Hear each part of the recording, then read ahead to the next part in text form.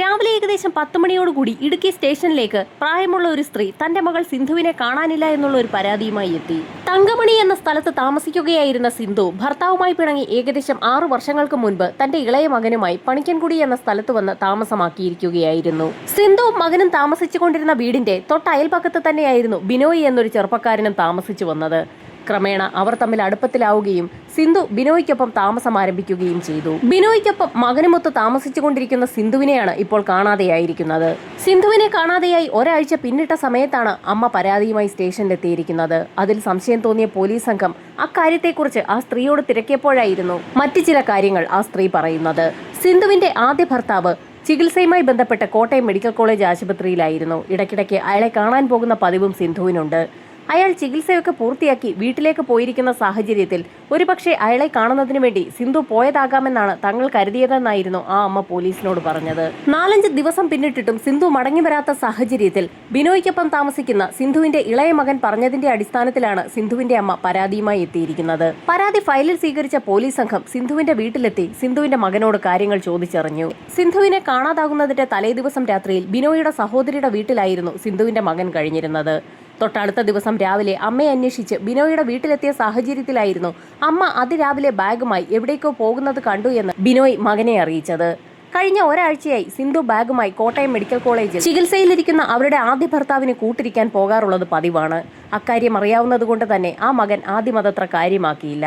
എന്നാൽ ബാഗുമായി അതിരാവിലെ പോയ സിന്ധുവിനെ 2 ദിവസമായിട്ടും കാണാതെ വന്ന സാഹചര്യത്തിലായിരുന്നു മകൻ അക്കാര്യം മുത്തശ്ശിയെ അറിയിച്ചത്. പോലീസ് സംഘം സിന്ധുവിനെക്കുറിച്ച് നാട്ടുകാരോടും അന്വേഷിച്ചു. നാട്ടുകാർ പറഞ്ഞ വിവരങ്ങളുടെ അടിസ്ഥാനത്തിൽ സിന്ധുവിന്റെ ആദ്യ ഭർത്താവിന്റെ അടുത്ത് സിന്ധു എത്തിയിട്ടുണ്ടോ എന്ന് പോലീസ് സംഘം അന്വേഷണം നടത്തിയെങ്കിലും കോട്ടയത്തേക്ക് സിന്ധു എത്തിയിട്ടില്ല എന്നുള്ള വിവരമാണ് പോലീസിന് ലഭിച്ചത്. വീട്ടിൽ നിന്നും ബാഗുമായി സിന്ധു പുറപ്പെട്ടിട്ടുണ്ട്, എന്നാൽ കോട്ടയത്ത് എത്തിയിട്ടുമില്ല. ഇതിനിടയിലുള്ള സ്ഥലത്ത് വെച്ച് എവിടെ വെച്ചോ സിന്ധുവിന് എന്തോ അപകടം സംഭവിച്ചിട്ടുണ്ടായിരിക്കാമെന്ന് പോലീസ് വിലയിരുത്തി.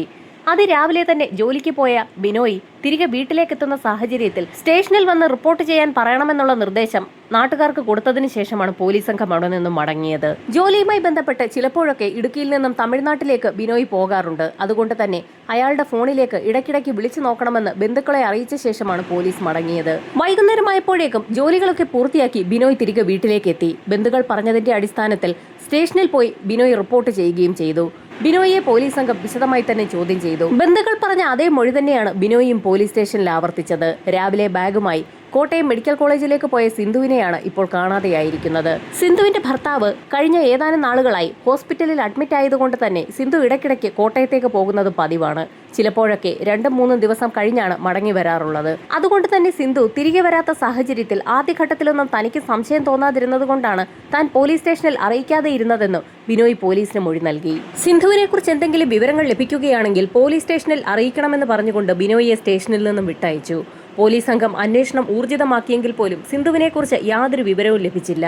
ദിവസങ്ങൾ പിന്നിട്ടിട്ടും സിന്ധുവിനെക്കുറിച്ച് ഒരു വിവരവും ലഭിക്കാത്ത സാഹചര്യത്തിൽ നാട്ടുകാർ കുറേശ്ശെയായി സംഘടിച്ച് പോലീസ് സ്റ്റേഷനിലെത്തി സിന്ധുവിനെ ഇതുവരെയായും കണ്ടുകിട്ടിയിട്ടില്ല എന്നുള്ള വിവരം അറിയിക്കുകയും ചെയ്തു. തങ്ങൾ സിന്ധുവിനെക്കുറിച്ച് അന്വേഷിക്കുന്നുണ്ടെന്നും എന്തെങ്കിലും വിവരം സിന്ധുവിനെക്കുറിച്ച് ലഭിക്കുകയാണെങ്കിൽ പോലീസ് സ്റ്റേഷനിൽ അറിയിക്കണമെന്ന് ബിനോയിയെ ഏൽപ്പിച്ചിട്ടുണ്ടെന്നും SI നാട്ടുകാരെ അറിയിച്ചു. ആ നിമിഷത്തിലായിരുന്നു ഞെട്ടിക്കുന്ന ഒരു കാര്യം നാട്ടുകാർ പോലീസിനോട് പറയുന്നത്. ബിനോയിയെയും കഴിഞ്ഞ കുറച്ച് ദിവസങ്ങളായി കാണാനില്ല എന്നുള്ള കാര്യമാണ് നാട്ടുകാർ പോലീസിനോട് പറഞ്ഞത്. നാട്ടുകാരുടെ കയ്യിൽ നിന്നും ബിനോയുടെ നമ്പർ വാങ്ങിയ പോലീസ് സംഘം ആ നമ്പറിലേക്ക് വിളിച്ചു നോക്കിയെങ്കിലും അത് പരിധിക്ക് പുറത്തായിരുന്നു.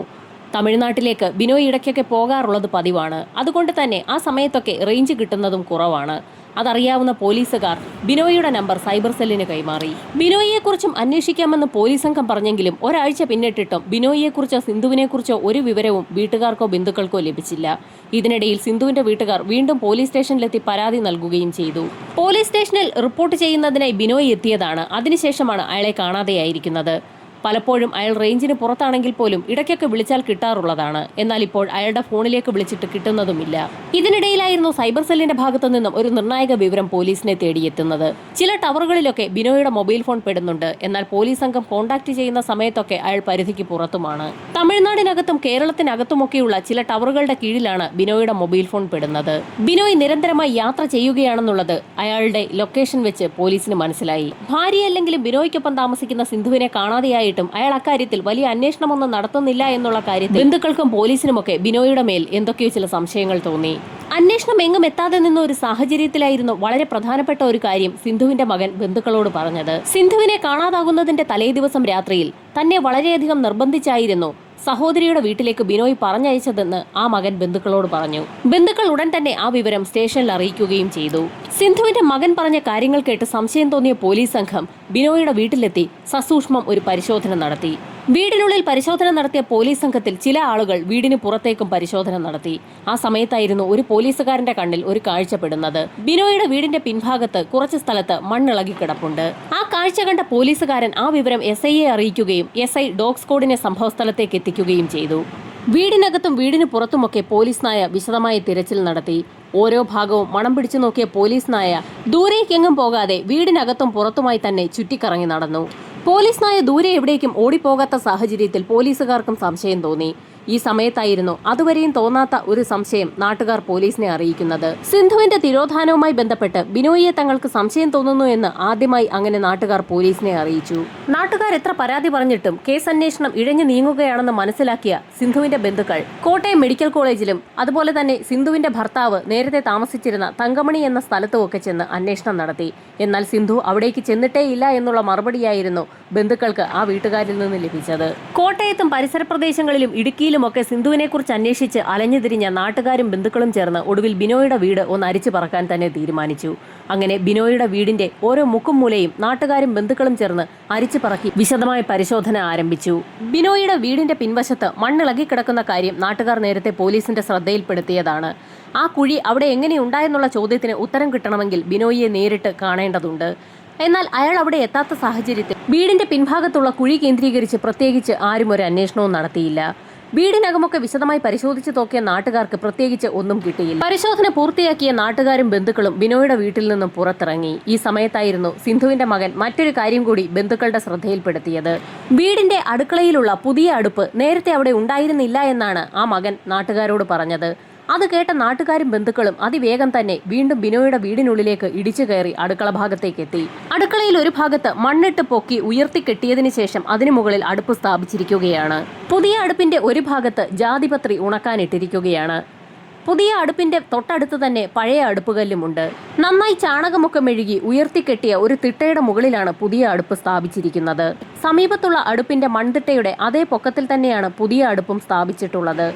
സിന്ധുവിനെ കാണാതാകുന്നതിന് തലേ ദിവസം ബിനോയുടെ സഹോദരിയുടെ വീട്ടിലേക്ക് സിന്ധുവിന്റെ മകൻ പോകുന്നതുവരെ ആ മൺതിട്ടയും അടുപ്പും അവിടെ ഉണ്ടായിരുന്നില്ല. തൊട്ടടുത്ത ദിവസം രാവിലെ ബിനോയിയുടെ സഹോദരിയുടെ വീട്ടിൽ നിന്നും ആ പയ്യൻ ബിനോയിയുടെ വീട്ടിലേക്ക് എത്തിയ സമയത്താണ് അങ്ങനെ ഒരു മൺതിട്ടയും അടുപ്പും അവിടെ കാണുന്നത്. ആ പയ്യൻ ആ വീട്ടിലേക്ക് എത്തിയ സമയത്ത് ബിനോയ് ആ അടുപ്പിന് പുറത്ത് ചാണകം മെഴുകുകയായിരുന്നു. ആ പയ്യൻ പറഞ്ഞത് കേട്ട് സംശയം തോന്നിയ നാട്ടുകാർ ചേർന്ന് ആ അടുപ്പുകല്ല് നിർമ്മിച്ചിരിക്കുന്ന തറ ഒന്ന് പൊളിക്കാൻ തീരുമാനിച്ചു. അടുക്കളയിലെ അടുപ്പുകല്ല് പൊളിക്കുന്നത് ദുസൂചനയാണെന്നും നല്ല ലക്ഷണമല്ല എന്നുമൊക്കെ ബിനോയിയുടെ സഹോദരി പറയുകയും അസ്വസ്ഥത പ്രകടിപ്പിക്കുകയും ചെയ്തു. എന്നാൽ നാട്ടുകാരതൊന്നും കണക്കിലെടുക്കാതെ ആ തറ പൊളിച്ചു തുടങ്ങി. ആ തിട്ടയുടെ ഒരു ഭാഗം പൊളിക്കുന്നതിനിടയിലായിരുന്നു കൂട്ടത്തിലുള്ള ചിലർ അലറി വിളിച്ചുകൊണ്ട് പിന്നിലേക്ക് വീണത്. ആ തിട്ടയുടെ മണ്ണിളകിയ ഭാഗത്തുകൂടി ഒരു കൈ പുറത്തേക്ക് നീളുന്നു. ആ അടുപ്പ് ഏതാനും ദിവസങ്ങളായി കത്തിക്കുന്നുമുണ്ട്. കത്തിച്ചുകൊണ്ടിരിക്കുന്ന അടുപ്പിന് താഴെയായി ഒരു കൈ കാണുക എന്ന് പറയുന്നത് നാട്ടുകാരിൽ പരിഭ്രാന്തി ഉണ്ടാക്കി. നാട്ടുകാർ ഉടൻ തന്നെ വിവരം സ്റ്റേഷനിൽ അറിയിച്ചു. സ്റ്റേഷനിലുള്ള ഉദ്യോഗസ്ഥർ ഉടൻ തന്നെ ഹയർ ഒഫീഷ്യൽസിനെ വിവരം അറിയിക്കുകയും ഫോറൻസിക് സംഘത്തെ ഉൾപ്പെടെ സംഭവസ്ഥലത്തേക്ക് എത്തിക്കുകയും ചെയ്തു. നാട്ടുകാരുടെയും ഉന്നത ഉദ്യോഗസ്ഥരുടെയും ഒക്കെ സാന്നിധ്യത്തിൽ പോലീസുകാരുടെ നേതൃത്വത്തിൽ ആ അടുപ്പുകല്ല് ഇളക്കി മാറ്റി തുടങ്ങി. അടുപ്പിന്റെ തറ പൊളിച്ചു കഴിഞ്ഞപ്പോൾ അവിടെ വലിയൊരു കുഴിയാണ് പോലീസ് സംഘവും നാട്ടുകാരും കണ്ടത്. അതിനുള്ളിൽ ഞെട്ടിക്കുന്ന ഒരു കാഴ്ച കൂടി ഉണ്ടായിരുന്നു.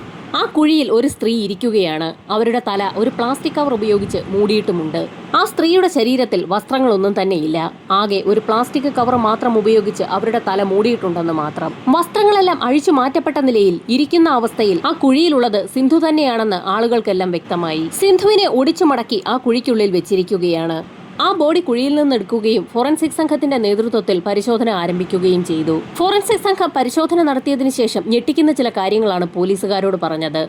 ആ സ്ത്രീയുടെ ശരീരം കത്തിച്ചിട്ടുണ്ട്. ഒടിച്ചു മടക്കിയ നിലയിലാണ് അവരുടെ ശരീരത്തിലുള്ള എല്ലുകളൊക്കെയും. അവരെ ശ്വാസം മുട്ടിച്ചതിന്റെ എല്ലാ ലക്ഷണങ്ങളുമുണ്ട്. പ്രാഥമിക ഇൻക്വസ്റ്റ് നടപടികൾക്ക് ശേഷം മൃതദേഹം പോസ്റ്റ്മോർട്ടത്തിനായി ഹോസ്പിറ്റലിലേക്ക് ഷിഫ്റ്റ് ചെയ്തു. ആശുപത്രിയിൽ പോസ്റ്റ്മോർട്ടം നടക്കുന്ന അതേ സമയത്ത് തന്നെ പോലീസുകാർ ബിനോയ്ക്ക് വേണ്ടി തിരച്ചിൽ ഊർജിതമാക്കിയിരിക്കുകയാണ്. ബിനോയുടെ നമ്പർ ഓരോ ലൊക്കേഷനുകൾ മാറി മാറി സഞ്ചരിച്ചു കൊണ്ടിരിക്കുകയാണ്. ഓരോ ടവർ ലൊക്കേഷനിൽ എത്തുമ്പോൾ ബിനോയ് ഫോൺ ഓൺ ആക്കുന്നുണ്ട്. ആ സമയത്തൊക്കെ അയാൾ വേണ്ടപ്പെട്ട ആരെയൊക്കെയോ വിളിച്ച് സംസാരിക്കുന്നുമുണ്ട്.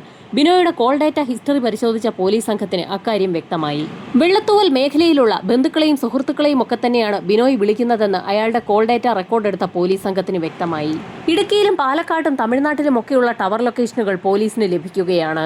എന്നാൽ അവസാനമായി ബിനോയുടെ ലൊക്കേഷൻ കാണിക്കുന്നത് ഇടുക്കി തന്നെയാണ്. അയാൾ ഇടുക്കി വിട്ടു പോകാൻ സാധ്യതയുണ്ടെന്ന് പോലീസ് സംഘത്തിന് വ്യക്തമായി. അതുകൊണ്ട് തന്നെ പോലീസ് സംഘം സകല ചെക്ക് പോസ്റ്റുകളിലും ബിനോയ്ക്ക് വേണ്ടി വല വിരിച്ച് കാത്തിരിക്കുകയാണ്. ഇതിനിടയിൽ ബിനോയുടെ ഫോട്ടോ പതിച്ച ലുക്കൌട്ട് നോട്ടീസ് പോലീസ് സംഘം പുറത്തിറക്കുകയും ചെയ്തു. ബിനോയ്ക്ക് വേണ്ടി പോലീസ് സംഘം ഒരു വേട്ട തന്നെ തുടങ്ങി. ഇതിനിടയിൽ പോസ്റ്റ്മോർട്ടം നടത്തിയ ഡോക്ടർമാർ ഉന്നത ഉദ്യോഗസ്ഥരോട് ഞെട്ടിക്കുന്ന ചില കാര്യങ്ങൾ പങ്കുവച്ചു. ആ സ്ത്രീയെ ശ്വാസം മുട്ടിച്ചാണ് കൊലപ്പെടുത്തിയിരിക്കുന്നത്. അവരെ ശ്വാസം മുട്ടിച്ച് കൊലപ്പെടുത്തുന്നതിന് മുൻപ് തന്നെ തീയിട്ട് കൊലപ്പെടുത്താൻ ഒരു ശ്രമവും നടത്തിയിട്ടുണ്ട്. സിന്ധു ജീവിച്ചിരിക്കുന്ന സമയത്താണ് അവരുടെ ശരീരത്തിൽ തീ പിടിച്ചിരിക്കുന്നത്. ജീവനോടെ തന്നെ സിന്ധുവിനെ തീ വെച്ച് കൊലപ്പെടുത്താൻ ശ്രമിച്ചിരിക്കുന്നു എന്നുള്ളത് ഞെട്ടിപ്പിക്കുന്ന ഒരു വിവരം തന്നെയാണ്. അതിനു പുറമെ ഞെട്ടിക്കുന്ന മറ്റൊരു കാര്യം കൂടി ഡോക്ടർമാർ പോലീസുകാരോട് പങ്കുവച്ചു. വസ്ത്രങ്ങളൊക്കെ അടുപ്പിച്ച് അവരുടെ തലയിൽ കൂടി കവർ കടത്തി അവരെ ശ്വാസം മുട്ടിച്ച് കൊലപ്പെടുത്തുന്നതിന് മുൻപ് തന്നെ അവരെ ഒടിച്ചു മടക്കി ആ കുഴിയിലേക്ക് ഇരുത്തിയിട്ടുണ്ടെന്നും അവരുടെ മരണം അതിനുശേഷമാണ് സംഭവിച്ചതെന്നുമായിരുന്നു പോസ്റ്റ്മോർട്ടം നടത്തിയ ഡോക്ടർമാർ പോലീസിനോട് പറഞ്ഞത്. വിശ്വസിക്കാൻ കഴിയാത്ത ഒരു സംഭവമാണ് ഉണ്ടായിരിക്കുന്നത്. ആ സ്ത്രീ ജീവനോടെ കുഴിയിലിരിക്കുമ്പോൾ തന്നെ അവരുടെ മുകളിലേക്ക് മണ്ണിട്ട് മൂടിയിരിക്കുകയാണ്.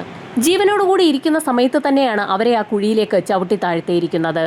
കുഴിയിലേക്ക് ചവിട്ടി താഴ്ത്തിയതിന്റെ ഭാഗമായാണ് അവരുടെ ശരീരത്തിലെ എല്ലുകൾ അത്രയും ഒടിഞ്ഞിരിക്കുന്നത്. ഞെട്ടിക്കുന്ന ഒരു പോസ്റ്റ്മോർട്ടം റിപ്പോർട്ടാണ് ഡോക്ടർമാർ പോലീസിന് കൈമാറിയത്. ജീവനോടെ ഒരാളെ തീയിട്ട് കൊല്ലാൻ ശ്രമിക്കുക, അത് സംഭവിക്കാത്ത സാഹചര്യത്തിൽ ജീവനോടുകൂടി തന്നെ അവരെ ഒരു കുഴിയിലേക്ക് ചവിട്ടി താഴ്ത്തി മണ്ണിട്ട് മൂടുക, അതിക്രൂര കൊലപാതകമാണ് സംഭവിച്ചിരിക്കുന്നതെന്ന് പോലീസിന് വ്യക്തമായി. അതിക്രൂര മനോഭാവമുള്ള ഒരു വ്യക്തിക്ക് മാത്രമേ ഇത്തരത്തിൽ പെരുമാറാൻ സാധിക്കുകയുള്ളൂ. സംശയം തോന്നിയ പോലീസ് സംഘം ബിനോയുടെ കേസ് ഡയറി പരിശോധിച്ചു. ബിനോയുടെ കേസ് ഹിസ്റ്ററി പരിശോധിച്ച പോലീസ് സംഘം ഞെട്ടിപ്പോയി. 7-ൽ പരം ക്രിമിനൽ കേസുകളാണ് അയാളുടെ പേരിൽ സ്റ്റേഷനിൽ രജിസ്റ്റർ ചെയ്തിട്ടുള്ളത്. ഒരു തവണ ബിനോയ് സ്റ്റേഷനിലെത്തി സിന്ധുവിനെ കാണാനില്ല എന്നുള്ള കാര്യങ്ങളും തനിക്കറിയാവുന്ന കാര്യങ്ങളുമൊക്കെ പോലീസിൽ അറിയിച്ചതാണ്. അപ്പോഴും ബിനോയിയെക്കുറിച്ച് വിശദമായി ഒന്ന് പഠിക്കാനോ അയാളെ വിശദമായി ചോദ്യം ചെയ്യാനോ പോലും പോലീസ് തയ്യാറായിരുന്നില്ല. ഈ വിവരമറിഞ്ഞ ഉന്നത ഉദ്യോഗസ്ഥർ ലോക്കൽ പോലീസിന് മേൽ ശക്തമായൊരു പ്രഷർ തന്നെയാണ് ചുമത്തിയത്. പ്രതി സ്റ്റേഷനിലുണ്ടായിട്ടും പോലീസിന് അത് മനസ്സിലാക്കാൻ സാധിച്ചില്ല എന്ന് പറഞ്ഞുകൊണ്ട് നാട്ടുകാരും പ്രക്ഷോഭം ആരംഭിച്ചു. സിന്ധുവിന്റെ മകൻ പറഞ്ഞ കാര്യങ്ങൾക്ക് പോലീസ് സംഘം അത്ര വലിയ പരിഗണനയൊന്നും നൽകാഞ്ഞ സാഹചര്യത്തിലാണ് കേസ് ഇത്രയും വഴിതെറ്റിപ്പോയതെന്ന് നാട്ടുകാർക്കും വ്യക്തമായി. മേലുദ്യോഗസ്ഥർ ആ കാര്യങ്ങൾ പറഞ്ഞ് ലോക്കൽ പോലീസിനെ ശക്തമായി തന്നെ വിരട്ടുകയും ചെയ്തു. കേസ് അന്വേഷണം വിപുലമാക്കുന്നതിന്റെ ഭാഗമായി ഡിവൈഎസ്പിയുടെ നേതൃത്വത്തിൽ പ്രഗത്ഭരായ പോലീസുകാരടങ്ങുന്ന ഒരു പുതിയ ടീമിനെ തന്നെ കോൺസ്റ്റിറ്റ്യൂട്ട് ചെയ്യുകയും ചെയ്തു. സൈബർ സെല്ലുമായി ബന്ധപ്പെട്ട് ബിനോയുടെ ടവർ ലൊക്കേഷനുകൾ കേന്ദ്രീകരിച്ച് വിശദമായ അന്വേഷണം നടത്തി അയാളെ പിടികൂടുക തന്നെയായിരുന്നു പോലീസിന്റെ ലക്ഷ്യം. പോലീസ് സംഘം അങ്ങനെ വലവിരിച്ച് കാത്തിരിക്കുന്നതിനിടയിലായിരുന്നു ബിനോയുടെ ഓഫായ ഫോൺ സ്വിച്ച് ഓൺ ആയത്. ബിനോയ് തന്റെ ഒരു സുഹൃത്തിന്റെ ഫോണിലേക്ക് വിളിച്ചിരിക്കുകയാണ്. ഫോൺ ഓണായ നിമിഷത്തിൽ തന്നെ സൈബർ സെൽ ആ വിവരം പോലീസ് സംഘത്തിന് കൈമാറുകയും ചെയ്തു. പെരിങ്ങൻകുട്ടി എന്ന് പറയുന്ന ഒരു ഫോറസ്റ്റ് ഏരിയയിലാണ് ബിനോയുടെ ഫോൺ ഓണായിരിക്കുന്നത്. പോലീസ് സംഘം ഒന്നും ആലോചിക്കാതെ തന്നെ ആ കാട് വളയാൻ തന്നെ തീരുമാനിച്ചു. ഏറെ നേരത്തെ തിരച്ചിലിനൊടുവിൽ ആ കാട്ടിനുള്ളിൽ നിന്ന് തന്നെ പോലീസ് സംഘം അതിവിദഗ്ധമായി ബിനോയിയെ കൈയോടെ പിടികൂടി. ബിനോയിയെ സ്റ്റേഷനിലെത്തിച്ച് ചോദ്യം ചെയ്തപ്പോൾ അയാൾ ചില കാര്യങ്ങളൊക്കെ പോലീസിനോട് തുറന്നു പറഞ്ഞു. കഴിഞ്ഞ 6 വർഷങ്ങളായി ബിനോയുടെ വീടിന് സമീപത്താണ് സിന്ധുവും മകനും കൂടി താമസിക്കുന്നത്. അവർ പരസ്പരം കാണുകയും സംസാരിക്കുകയും ഒക്കെ ചെയ്തപ്പോൾ അടുക്കുകയും പിന്നീട് ഒരുമിച്ച് താമസമാക്കുകയും ചെയ്തു. അങ്ങനെ വലിയ കുഴപ്പങ്ങളൊന്നുമില്ലാതെ ഒരുമിച്ച് താമസിച്ചു വരുന്നതിനിടയിലാണ് ഏതാനും നാളുകൾക്ക് മുൻപ് സിന്ധുവിന്റെ ആദ്യ ഭർത്താവ് ചികിത്സയുമായി ബന്ധപ്പെട്ട് കോട്ടയം മെഡിക്കൽ കോളേജിൽ അഡ്മിറ്റ് ആയത്. ആ വിവരമറിഞ്ഞ സിന്ധു തന്റെ ആദ്യ ഭർത്താവിനെ തനിക്കൊന്ന് പോയി കാണണമെന്നുള്ള ആവശ്യം ബിനോയെ അറിയിച്ചപ്പോൾ തന്നെ അയാൾ അതിന് സമ്മതിക്കുകയും ചെയ്തു. അന്ന് കോട്ടയത്തേക്ക് പോയ സിന്ധു തൊട്ടടുത്ത ദിവസമാണ് മടങ്ങി വന്നത്. കോട്ടയത്തെത്തിയ സിന്ധു കാണുന്നത് ക്യാൻസർ ബാധിതനായി അവശ നിലയിൽ കിടക്കുന്ന ആദ്യ ഭർത്താവിനെയായിരുന്നു. സിന്ധുവും ആദ്യ ഭർത്താവും തമ്മിൽ നിയമപരമായി വേർപിരിഞ്ഞിട്ടില്ല. അതുകൊണ്ട് തന്നെ അവരിപ്പോഴും ഭാര്യ ഭർത്താക്കന്മാർ തന്നെയാണ്.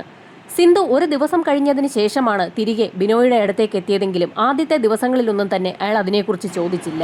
വീണ്ടും കോട്ടയത്തെ ഭർത്താവിനെ കാണാനായി പോയ സിന്ധു 4 ദിവസങ്ങൾക്ക് ശേഷമാണ് തിരികെ ബിനോയുടെ അടുത്തേക്ക് എത്തിയത്. എന്നാൽ അത് ബിനോയ് ചോദ്യം ചെയ്തു. ആദ്യ ഭർത്താവിനെ ഉപേക്ഷിച്ച ശേഷമാണ് സിന്ധു ബിനോയിയെ സ്വീകരിച്ചത്. അങ്ങനെയുള്ള സാഹചര്യത്തിൽ വീണ്ടും മുൻ ഭർത്താവിന്റെ അടുത്ത് പോയി 3-4 ദിവസം കഴിഞ്ഞ് മടങ്ങി വരുന്നത് അംഗീകരിക്കാൻ ബിനോയ്ക്ക് കഴിയുമായിരുന്നില്ല. അങ്ങനെ സിന്ധുവും ബിനോയും തമ്മിൽ വഴക്കാവുകയും ചെയ്തു. ആ വഴക്ക് നടക്കുന്നതിനിടയിലും സിന്ധു കോട്ടയത്തേക്ക് പോകുന്നത് പതിവായിരുന്നു. അങ്ങനെ പോകുന്ന സിന്ധു 3-4 ദിവസം കഴിഞ്ഞ് തന്നെയാവും മടങ്ങിയെത്താറുള്ളത്. ഈ സംഭവങ്ങളൊക്കെ ആവർത്തിച്ചുകൊണ്ടിരിക്കുന്നതിനിടയിലായിരുന്നു സിന്ധുവിന്റെ ആദ്യ ഭർത്താവ് അസുഖമൊക്കെ ഭേദമായി കോട്ടയം മെഡിക്കൽ കോളേജിൽ നിന്നും ഡിസ്ചാർജായി അവരുടെ പഴയ താമസ സ്ഥലമായ തങ്കമണിയിലേക്ക് പോയി എന്ന് സിന്ധു അറിയുന്നത്. തങ്കമണിയിലേക്ക് പോയ മുൻ ഭർത്താവിനെ അയാളുടെ വീട്ടിലെത്തി പരിചരിക്കണമെന്നുള്ള ഒരു ആഗ്രഹം സിന്ധുവിന് തോന്നി. സിന്ധുവിന്റെ 3 മക്കളുടെ പിതാവാണ് ആദ്യ ഭർത്താവ്. മുൻ ഭർത്താവിനെ പരിചരിക്കണമെന്ന് സിന്ധു പറഞ്ഞത് ബിനോയിൽ ഒരു വൈരാഗ്യം സൃഷ്ടിച്ചു. കഴിഞ്ഞ 6 കൊല്ലമായി തനിക്കൊപ്പം താമസിക്കുന്ന സിന്ധു ഇപ്പോൾ വീണ്ടും തന്നെ ഉപേക്ഷിച്ച് മുൻ ഭർത്താവിന്റെ അടുത്തേക്ക് പോകുന്നത് ബിനോയ്ക്ക് അംഗീകരിക്കാൻ പോലും കഴിയില്ലായിരുന്നു. അങ്ങനെയാണ് സിന്ധുവിനെ ഒരു പാഠം പഠിപ്പിക്കാൻ ബിനോയ് തീരുമാനിക്കുന്നത്. അങ്ങനെയായിരുന്നു സംഭവം നടക്കുന്ന ദിവസം രാത്രിയിൽ സിന്ധുവിന്റെ മകനെ അവിടെ നിന്നും ബിനോയ് ബോധപൂർവം തന്റെ സഹോദരിയുടെ വീട്ടിലേക്ക് പറഞ്ഞു വിട്ടത്. സഹോദരിയുടെ വീട്ടിലേക്ക് മകൻ പോയി എന്ന് ഉറപ്പാക്കിയ ശേഷം ബിനോയ് തന്റെ മനസ്സിലുള്ള കാര്യങ്ങളൊക്കെ സിന്ധുവിനോട് പറഞ്ഞു. ഭർത്താവിനെ ഉപേക്ഷിച്ച് തന്നോടൊപ്പം കൂടിയ സിന്ധു ഒരു കാരണവശാലും ഇനി അയാളുടെ അടുത്തേക്ക് പോകുന്നതിൽ തനിക്ക് താല്പര്യമില്ല എന്നും ഇനി അത് ആവർത്തിക്കരുതെന്നും ബിനോയ് സിന്ധുവിന് താക്കീത് നൽകി. ആദ്യമൊന്നും സിന്ധു ഒന്നും മിണ്ടിയില്ല എങ്കിലും പിന്നീട് തന്റെ മറുപടിയും സിന്ധു പറഞ്ഞു. തന്റെ 3 മക്കളുടെ പിതാവാണ് അസുഖബാധിതനായി ചികിത്സയിലുള്ളത്. അയാളെ പരിചരിക്കുന്നതിനുള്ള ധാർമ്മിക ഉത്തരവാദിത്തം തനിക്കുണ്ടെന്ന് സിന്ധു ബിനോയിയെ അറിയിച്ചു. സിന്ധു പറഞ്ഞ കാര്യം കേട്ട് ദേഷ്യം വന്ന ബിനോയ് ഒറ്റച്ചാട്ടത്തിന് തന്നെ സിന്ധുവിന്റെ കഴുത്തിലേക്ക് പിടിമുറുക്കി. അതിശക്തമായി സിന്ധുവിന്റെ കഴുത്ത് ഞെരിച്ചു തുടങ്ങി. ഏതാനും നിമിഷങ്ങൾക്കകം തന്നെ സിന്ധു നിശ്ചലയായി താഴെ വീണു. സിന്ധു മരണപ്പെട്ടു എന്ന് ബിനോയ് ഉറപ്പിച്ചു. സിന്ധുവിന്റെ മൃതദേഹം എന്ത് ചെയ്യണമെന്ന് ആലോചിക്കുന്നതിനിടയിലായിരുന്നു വീടിന്റെ പിൻഭാഗത്തുള്ള വളക്കുഴിയെക്കുറിച്ച് അയാൾ ഓർത്തത്.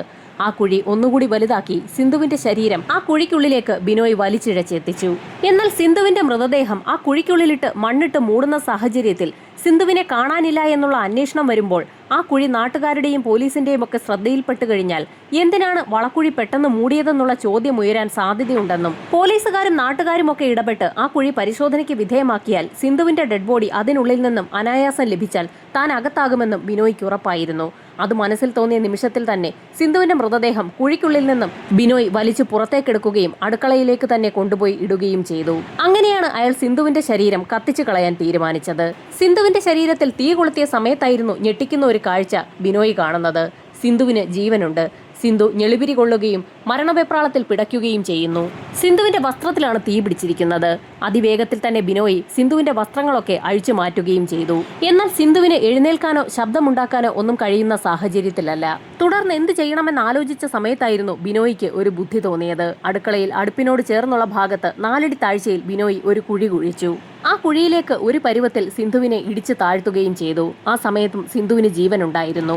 സിന്ധു ശബ്ദമുണ്ടാക്കാൻ പോവുകയാണെന്ന് തോന്നിയ നിമിഷത്തിൽ തന്നെ അടുക്കളയിലുണ്ടായിരുന്ന ഒരു പ്ലാസ്റ്റിക് കവർ സിന്ധുവിന്റെ തലയിലേക്ക് ഇറക്കി വെക്കുകയും അത് ചേർത്ത് പിടിക്കുകയും സിന്ധുവിനെ ശ്വാസം മുട്ടിക്കുകയും ചെയ്തു. ശേഷം അടുപ്പുപാതകത്തിലേക്ക് കയറി സിന്ധുവിനെ ആ കുഴിയിലേക്ക് ശരിക്കും ചവിട്ടി താഴ്ത്തുകയും ചെയ്തു. അങ്ങനെ 4 അടി താഴ്ചയിലുള്ള ആ കുഴിയിലേക്ക് സിന്ധുവിനെ ചവിട്ടിയാണ് ബിനോയ് ഇരുത്തിച്ചത്. പിന്നീട് ആ കുഴിയിലേക്ക് നേരത്തെ കുഴിയെടുത്ത സമയത്തുണ്ടായിരുന്ന ആ മണ്ണ് മുഴുവനിട്ട് മൂടുകയും ചെയ്തു. അവിടെയുള്ള അടുപ്പുപാതകത്തിന് സമാന്തരമായ രീതിയിൽ തന്നെ അവിടെ മണ്ണിട്ട് ഉയർത്തുകയും സമീപത്തൊക്കെ അല്പം മുളക് പൊടി വാരി വിതറുകയും ചെയ്തു. ഒരു കാരണവശാലും പോലീസ് നായ മണം പിടിക്കാതിരിക്കുന്നതിന് വേണ്ടിയാണ് അല്പം മുളക് പൊടി അവിടെയൊക്കെ ബിനോയ് വാരി വിതറിയത്. അടുപ്പുപാതകത്തിന്റെ പണി പൂർത്തിയായി കഴിഞ്ഞതും ബിനോയ് നന്നായി ക്ഷീണിച്ചു. അയാൾ പിന്നീട് ആ വീട്ടിൽ തന്നെ കിടന്നുറങ്ങുകയും ചെയ്തു. തൊട്ടപ്പുറത്ത് അടുക്കളയിൽ സിന്ധു ഒരു സമാധി പോലെ ഇരിക്കുകയാണ്. അതിരാവിലെ ഉണർന്നെഴുന്നേറ്റ ബിനോയ് തൊട്ടടുത്ത് തന്നെ പശുവുള്ള ഒരു വീട്ടിലെത്തുകയും വീട്ടുകാരറിയാതെ അവിടുത്തെ ചാണകക്കുഴിയിൽ നിന്നും അല്പം ചാണകം സംഘടിപ്പിച്ചു കൊണ്ടുവന്ന് ആ വീട്ടിലെ അടുക്കളയുടെ ഭാഗത്ത് പുതിയതായി ഉണ്ടാക്കിയിട്ടുള്ള അടുപ്പുപാതകത്തിന് മുകളിൽ മെഴുകുകയും ചെയ്തു. ഈ സമയത്തായിരുന്നു തലേ ദിവസം രാത്രിയിൽ ബിനോയിയുടെ സഹോദരിയുടെ വീട്ടിൽ ഉറങ്ങാൻ പോയ സിന്ധുവിന്റെ മകൻ ആ വീട്ടിലേക്ക് തിരികെ എത്തിയത്. ബിനോയുടെ മകൻ എത്തുന്ന സമയത്ത് ബിനോയ് അവിടെയൊക്കെ ചാണകം മെഴുകുന്ന കാഴ്ചയാണ് ആ പയ്യൻ കണ്ടത്. പഴയ അടുപ്പുപാതകമൊക്കെ പൊട്ടിയതുകൊണ്ട് താൻ അതൊക്കെ പുതിയതായി ഒന്നുകൂടി നിർമ്മിക്കുകയാണെന്ന് ബിനോയ് ആ മകനെ അറിയിക്കുകയും ചെയ്തു. ആ സമയത്ത് തന്റെ അമ്മ എവിടെ പോയെന്ന് ബിനോയിയോട് ആ പയ്യൻ അന്വേഷിക്കുകയും ചെയ്തിരുന്നു. അമ്മ രാവിലെ തന്നെ ബാഗുമായി പോയി എന്ന് ബിനോയ് ആ പയ്യനെ അറിയിച്ചു.